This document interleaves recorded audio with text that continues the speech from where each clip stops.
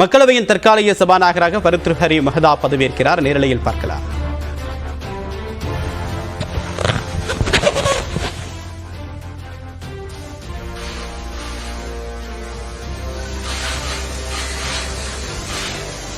பாஜக கூட்டணி அரசு ஆட்சி அமைத்த பிறகு நடைபெறக்கூடிய முதல் நாடாளுமன்ற கூட்டத்தின் தொடக்க நிகழ்வு தற்போது நடைபெற்று வருகிறது.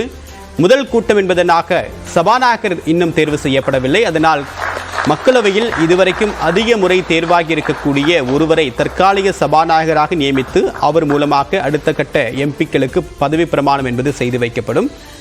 இந்த வகையில் தற்போது பர்த்ருஹரி மஹதாப் என்ற 7 முறை மக்களவை உறுப்பினராக தேர்வாகி இருக்கக்கூடியவர் தற்போது சபாநாயகராக தற்காலிகமாக பொறுப்பேற்றிருக்கிறார்.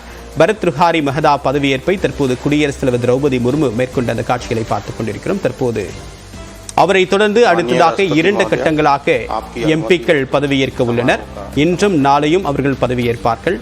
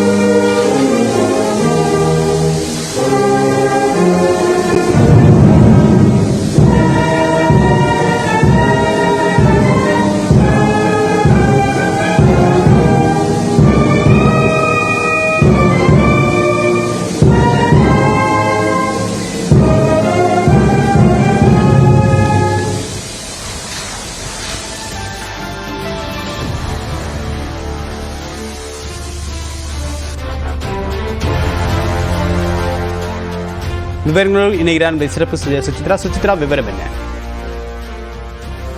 18வது மக்களவையினுடைய முதல் கூட்டம் இன்று அதிகாரப்பூர்வமாக தொடங்க உள்ள நிலையில் அதற்கு முன்னதாக தற்காலிக சபாநாயகராக தற்பொழுது ஒடிஷா மாநிலத்தை சேர்ந்த பாஜக எம்பி பர்த்ருஹரி மஹதாப் தற்பொழுது அதிகாரப்பூர்வமாக பொறுப்பேற்றுள்ளார்.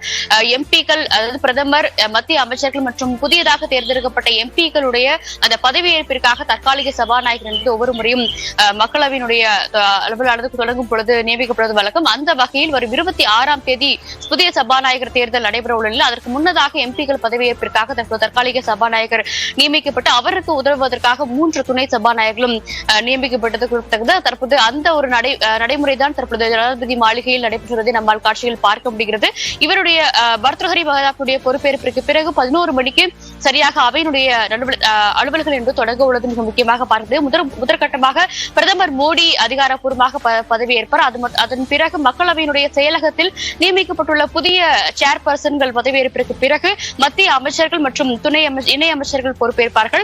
அதன் பிறகு மாநில வாரியான அந்த ஆல்பாபெடிக்கல் வரிசையின் அடிப்படையில் ஒவ்வொரு மாநிலத்துடைய எம்பி பதவியேற்க உள்ளது குறிப்பிடத்தக்கது. இன்று 280 எம்பிக்கள் இன்று பதவியேற்க உள்ள நிலையில் நாளை 264 எம்பிக்கள் பதவியேற்பார்கள் என்ற ஒரு அறிவிப்பையும் மக்களவை செயலகமானது வெளியிட்டுள்ளது. தமிழ்நாட்டை சேர்ந்த 39 எம்பிக்களுமே நாளை பொறுப்பேற்க உள்ளது, எம்பிக்களாக பதவி பிரமாணம் செய்துள்ளது மிக முக்கியமாக பார்க்கப்படுகிறது. பிற்பகல் 1 மணிக்கு இந்த ஒரு நடவடிக்கை என்பது நடைபெறும் என்ற ஒரு தகவலையும் மக்களவை செயலகமானது தற்போது அதிகாரப்பூர்வ அறிவிப்பாக வெளியிட்டுள்ளது.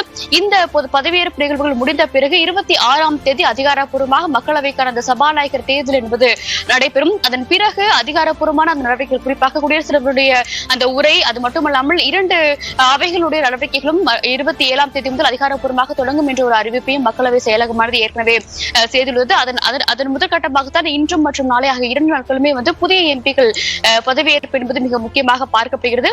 குடியரசுத் தலைவருடைய அதிகாரப்பூர்வ உரை என்பது 27ஆம் தேதி காலை 10 மணிக்கு நடைபெறும் என்ற ஒரு தகவலையும் நாடாளுமன்றத்துடைய செயலகமானது உறுதிப்படுத்தியுள்ளது. அதன் பிறகு குடியரசுடைய அந்த உரை மீதான விவாதங்கள் நடைபெற்று ஜூலை 2 மற்றும் 3ஆம் தேதி ஆகிய 2 நாட்கள் பிரதமர் மோடி மக்களவை மற்றும் மாநிலங்களவையில் அவர் பதிலளிப்பார் என்ற ஒரு தகவலும் தற்போது அதிகாரப்பூர்வமாக நாடாளுமன்ற விவகாரத்துறை அமைச்சகத்தால் உறுதிப்படுத்தப்பட்டுள்ளது. தேவா, சுச்சி, இப்ப இந்தியா கூட்டணி எம்பிக்களுடைய நிலைப்பாடு என்ன? அவங்க தற்காலிக உதவியாளர் இந்த பொறுப்பை ஏற்க மறுத்திருக்காங்க.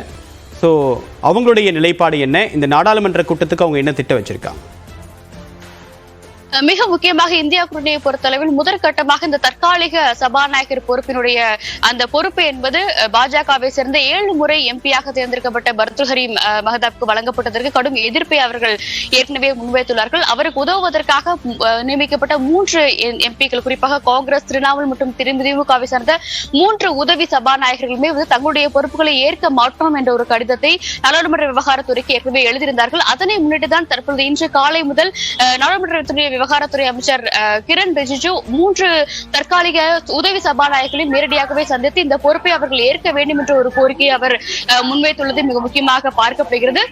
அது மட்டுமல்லாமல் இந்த ஒரு பொறுப்பு என்பது அவர்களுடைய தனிப்பட்ட பொறுப்பாக கருத முடியாது. அது மட்டுமல்லாமல் இந்த எம்பிக்கள் அனைவருமே எந்த ஒரு பிரச்சனையும் இன்றி தங்களுடைய அந்த ஒரு பொறுப்புகளை வகிக்க வேண்டும் என்ற ஒரு கோரிக்கையை தான் அவர்கள் முன்வைத்துள்ளார்கள். தேவா, சுச்சி, இப்ப பிரதமராக நரேந்திர மோடி பதவியேற்ற பிறகு நடைபெறக்கூடிய முதல் நாடாளுமன்ற கூட்டம் இது. இப்போ களத்தில் நிறைய விவகாரங்கள் எதிரொலிக்குது. யூஜி நீட் விவகாரமாட்டும், பிஜி நீட் விவகாரமாட்டும், நெட் விவகாரம் அப்படி நிறைய பிரச்சனைகள் எதிரொலிக்குது. இவங்க நாடாளுமன்றத்தில் இந்த விஷயத்தை எப்படி கொண்டு போற போறாங்க? 2 நாட்கள் பதவியேற்பு நிகழ்ச்சி தான் இருக்கும். வேற ஏதாவது திட்டமிடல் இருக்கா? நிச்சயமாக இன்று முதல் நாளான இன்று இந்தியா கூட்டணி சார்ந்த அனைத்து எம்பிக்களுமே நாடாளுமன்ற வளாகத்தில் மாற்றி வைக்கப்பட்ட அந்த காந்தி சிலையின் முன்பு கூடி அங்கிருந்து ஒட்டுமொத்தமாக அவர்கள் மக்களவைக்குள் செல்வதற்கான ஒரு திட்டத்தை வகித்துள்ளார்கள். 10:30 மணி முதல் அவர்கள் அங்கு கூட தொடங்கிய பிறகு அதிகாரப்பூர்வமாக சரியாக 10:50 மணிக்கு மக்களவைக்கு அவர்கள் செல்ல உள்ளார்கள் என்ற ஒரு முடிவிற்கும் அவர்கள் எடுத்துள்ளார்கள். அது மட்டுமல்லாமல் திரிணாமுல் காங்கிரஸை சார்ந்த எம்பிக்கள் இந்தியாவுடைய அரசியல் சாசன புத்தகத்தினுடைய நகலை இன்று முதல் நாளான இன்று அவர்கள் அவைக்குள் எடுத்து செல்வதற்கான ஒரு முடிவுகள் எடுத்தார்கள். இது மட்டுமல்லாமல் தற்பொழுது எழுந்துள்ள அந்த நீட் விவகாரம் உள்ளிட்ட தேர்வு முறைகேடுகள் தொடர்பான ஒரு போராட்டத்தையும் இந்தியா கூட்டணி கட்சிகளானது விரைவில் நடத்த உள்ளதாகவும் அதற்கான அறிவிப்புகள் நாளை வெளியாகும் என்ற எதிர்பார்ப்பும் எழுந்துள்ளது.